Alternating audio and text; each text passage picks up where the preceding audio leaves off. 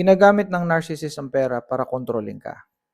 So kung meron kang asawa, husband or wife na ganito yung ginagawa sa'yo, ginagamit yung pera para ikaw ay paikutin, para ikaw ay linlangin, para ikaw ay pasunurin, at marami pang ibang abuso na ang ginagamit niya ay pera.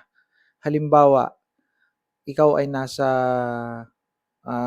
Pilipinas, tapos ay OFW o let's say seaman ang iyong mister, no? Ang gagawin ng mister, gagamitin yung kanyang sustento o kanyang padala para ikaw ay sumunod sa kanyang mga kagustuhan. Halimbawa, siya ay nag-cheat sa iyo, nagtaksil. Ang gagawin niya para mapatawad mo siya ulit or ma-reset ulit yung ginawa niyang pagkakamali ay kanyang kokontrolin ang pagpapadala. Kanyang i-delay ang pagpapadala. Kapag ikaw ay gustong makipaghiwalay dahil sa kanyang ginawang kasalanan, ang gagawin ay gigipitin ka sa pera. Ipaparamdam niya na mawawala yung sustento sa mga bata, mawawalan ng pang-tuition ng mga bata, mawawalan ng baon ng mga bata, which is responsibilidad naman niya yon. Pero pinalalabas niya na puputulin niya o pwede niyang putulin yon o pwede niya yung itigil para ikaw ay matakot, para ikaw ay mag-isip, no? Tumaas ang anxiety mo. And what will be the outcome? The outcome will be you will be controlled. Susunod ka sa gusto niya. So hindi ngayon matutuloy ang iyong balak o plano na paghiwalay sa kanya o yung siya ay bigyan ng lesson sa kanyang ginawang kamalian. So nakikita nyo kung paano kinokontrol ng isang narcissist ang iyong buhay pagdating dito. And even kahit nandito sa Pilipinas, kung gumawa ng kamalian ng iyong mister o ang iyong jowa, gagawin niya yung pang-control yung pera.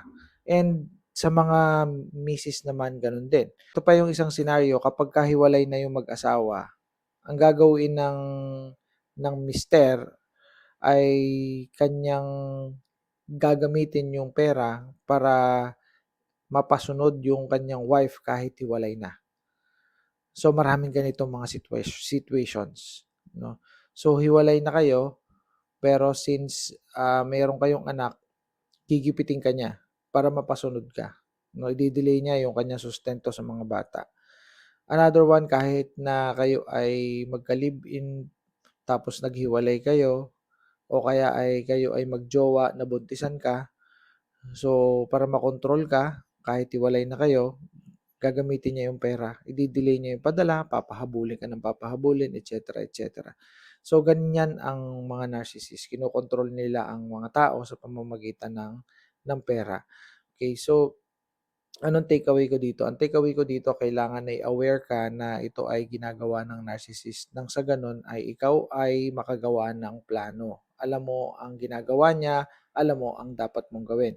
And for those of you who are struggling sa mga ganitong klase ng mga pangyayari, so meron tayong coaching para dito sa mga abuso, no? Pagdating sa pera, financial issues na dahil sa inyong asawang narcissistic o sa inyong ex na narcissistic or sa kasalukuyan yung kinakasama na narcissistic, maglalagay ako ng contact numbers dyan.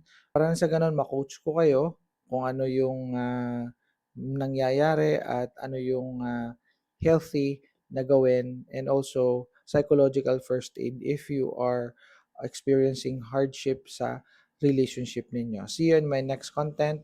I hope it helps. Bye for now.